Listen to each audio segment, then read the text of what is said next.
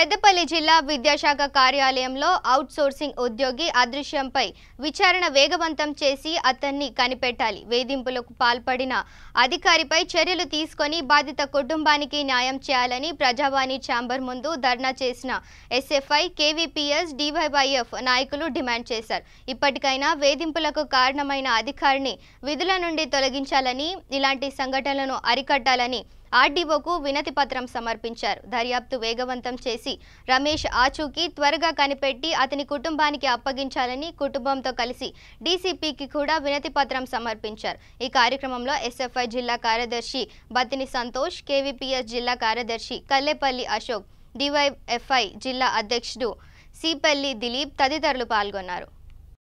శాఖ డిపార్ట్మెంట్ లో కాంట్రాక్ట్ ఉద్యోగిగా పనిచేస్తున్నటువంటి ఎనగందుల రమేష్ ఈ నెల 9న అదృశ్యమయ్యాడు. తన మరణ వాగ్మూలం అంటూ ఒక లేఖను కూడా విడుదల చేయడం జరిగింది.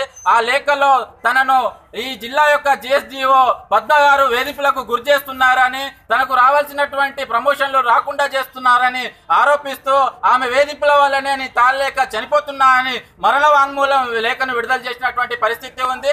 అది తెలిసినటువంటి అతను తప్పిపోయినప్పటి నుండి విద్యాశాఖ కనీసమైనటువంటి చర్యలు తీసుకోలేదు. అతని కోసం గాలింపు చర్యలు కూడా చేసుకోలేదు. ఇప్పటి వరకు కూడా అతను ఎక్కడున్నాడో కూడా ఆచూకీ కూడా తెలియనటువంటి పరిస్థితి ఉంది. ఇప్పటి వరకు ఏదైతే ఆరోపణలు ఎదుర్కొంటుందో ఆ అధికారి పైన మాత్రం కూడా కనీస చర్యలు కూడా తీసుకోకపోవడం సిగ్గుచెట్టుగా ఉంది.